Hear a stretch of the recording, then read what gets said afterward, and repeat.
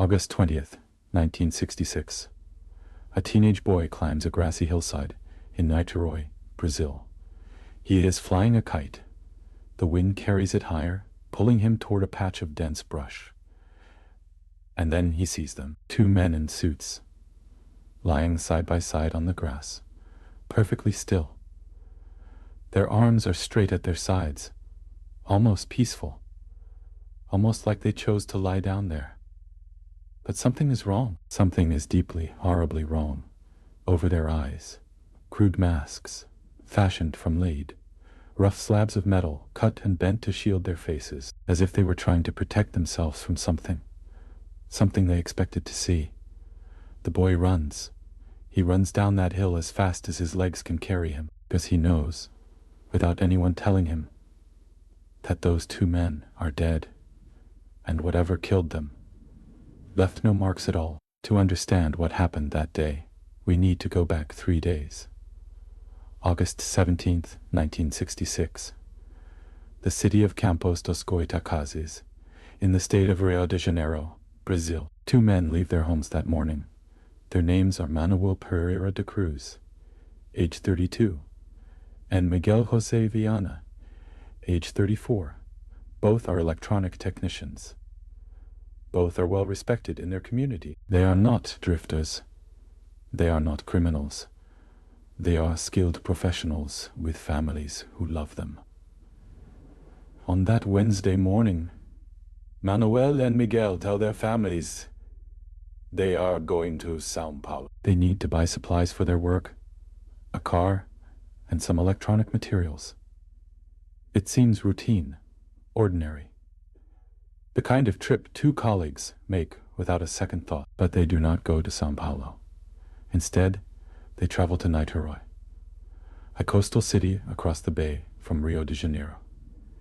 They arrive that afternoon and purchase 2 raincoats from a local shop. Simple, waterproof raincoats, nothing unusual. Then they stop at a bar. A waitress later recalls serving them. She remembers because one of them kept checking his watch, nervously, obsessively, as if he had an appointment he could not afford to miss. She also notices that one of the men appears anxious, agitated.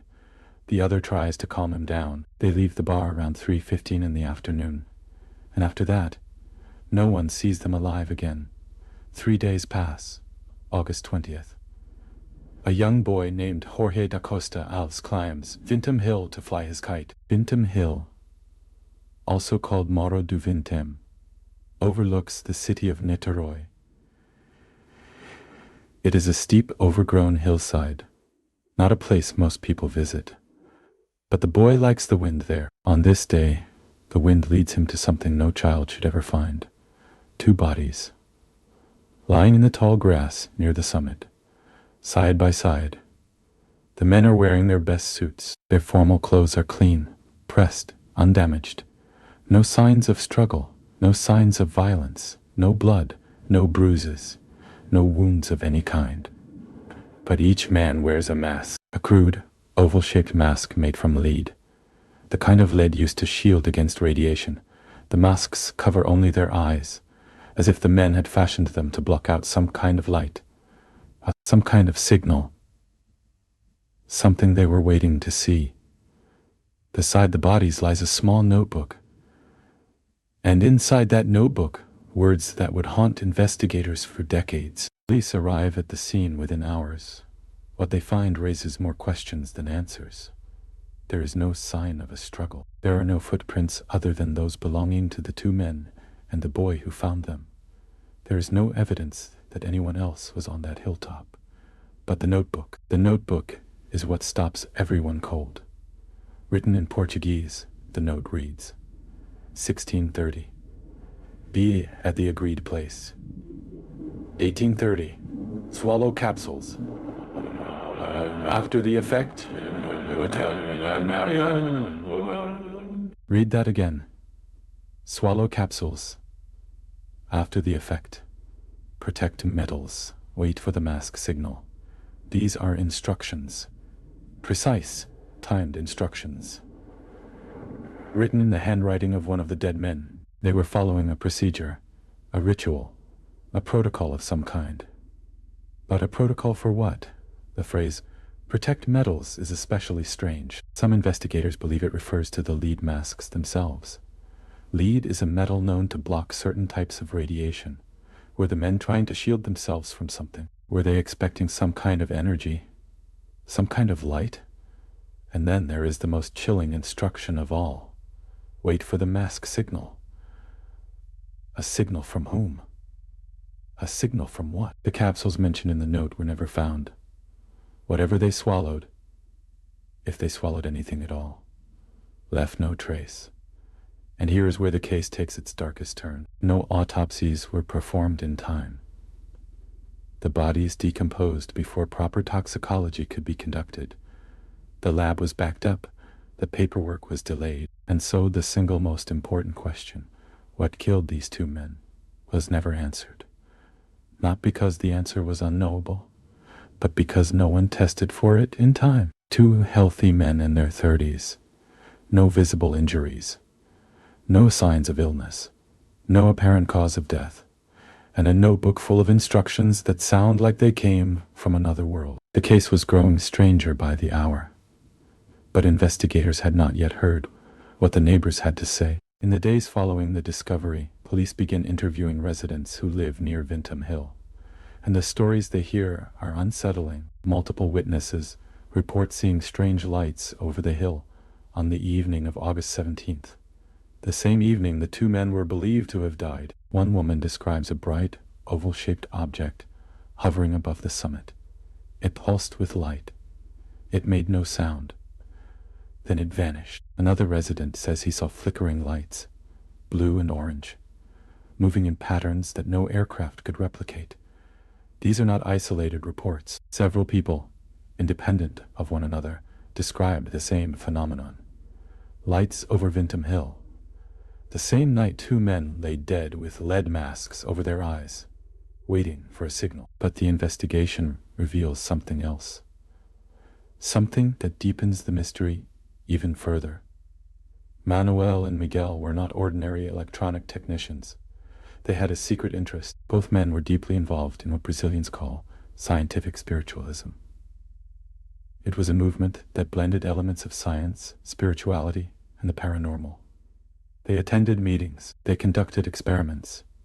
They believed that through the right combination of chemicals, meditation, and electronic equipment, they could make contact. Contact with what? That depends on who you ask. Some say spirits. Some say extraterrestrial beings. Some say interdimensional entities. Their friends and family confirmed that the two men had been experimenting for months, building homemade devices, mixing compounds, testing crude forms of sensory deprivation. The lead masks, blocking out visual input. The capsules, possibly a psychoactive substance to alter perception. The timed instructions, a precise experimental protocol. They were running an experiment on that hilltop.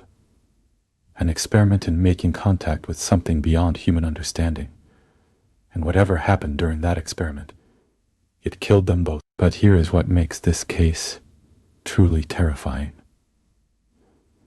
This was not their first attempt. Records show that another man had been found dead under nearly identical circumstances. On the same hill. In 1962, 4 years earlier, he too wore a lead mask. He too had no visible cause of death. That case was never solved either. Decades have passed, and still, no one can agree on what happened on Vintham Hill. The theories fall into several categories. Let's examine each one. Theory 1. Poisoning. This is the most grounded explanation. The men swallowed capsules, as their own notebook confirms. Those capsules may have contained a toxic substance. Perhaps they were poisoned by a third party. Perhaps they poisoned themselves, believing the capsules were part of a spiritual ritual. Without toxicology results, we will never know. It does not explain the lead mask. It does not explain the UFO sightings. And it does not explain the man who died the same way 4 years earlier. Theory 2. A failed paranormal experiment. This theory suggests the men were sincere believers. They genuinely thought they could make contact with otherworldly beings. They ingested a psychoactive substance to open their minds. They wore lead masks to protect against an expected burst of energy or light. And something went wrong. The substance killed them. This theory fits the evidence more closely. It explains the masks, the capsules, the timed instructions, and the men's known interest in spiritualism. But it requires us to accept that two intelligent, skilled technicians would risk their lives on a homemade occult experiment. Theory 3. Murder disguised as ritual. Some investigators believe the men were lured to that hilltop. Someone, perhaps a fellow member of their spiritualist group, convinced them to follow the protocol. The capsules were not what the men thought they were. The masks were not protection. They were a disguise, a way to make the deaths look mysterious, ritualistic, unsolvable. And it worked. Theory 4. The unexplained. Some researchers refuse to rule out the possibility that something genuinely anomalous occurred on that hill. The UFO sightings, the lack of any cause of death, the previous identical death in 1962, the precise, almost clinical protocol in the notebook. What if the men did make contact? What if something answered? And what if that answer killed them? No theory has ever been proven. No theory has ever been fully disproven. The lead masks case remains classified as unsolved by Brazilian authorities to this day. It has been 60 years. 60 years since Manuel Pereira da Cruz and Miguel José Viana climbed Vintam Hill for the last time. Their families never received answers. The Brazilian police never closed the case.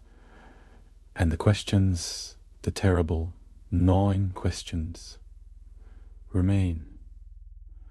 Why did two rational, educated men fashion crude masks from lead? What were the capsules they swallowed? Who, or what, were they expecting to meet on that hilltop? Why did multiple witnesses see unexplained lights over the hill on the exact same night? Why was a man found dead in the same spot, wearing the same kind of mask, 4 years earlier? And perhaps the most disturbing question of all, why was no toxicology ever performed? The answer to what killed these men may have been sitting in a lab, waiting to be tested. But no one ever ran the test. The samples decomposed. The evidence vanished, and with it, perhaps the only chance we ever had of solving this case. Some mysteries endure because we lack the technology to solve them. Some endure because the truth is too strange to accept. But some mysteries endure for the worst reason of all. Because someone, somewhere, chose not to look. Vintam Hill still stands over Niterói. The grass still grows where two men lay, and on quiet nights, the locals say, the lights still come. They hover over the summit. They pulse. They wait. And then they disappear. Just like the truth behind the lead masks case. The lead masks case is one of the strangest unsolved mysteries in history. Two men, two masks, one notebook. And no answers. If this story disturbed you, it should have, because some cases are not meant to be comfortable. Subscribe to Dark Archive. Turn on notifications, because the next case we cover might be the one that keeps you up at night. We'll see you in the dark. Wow.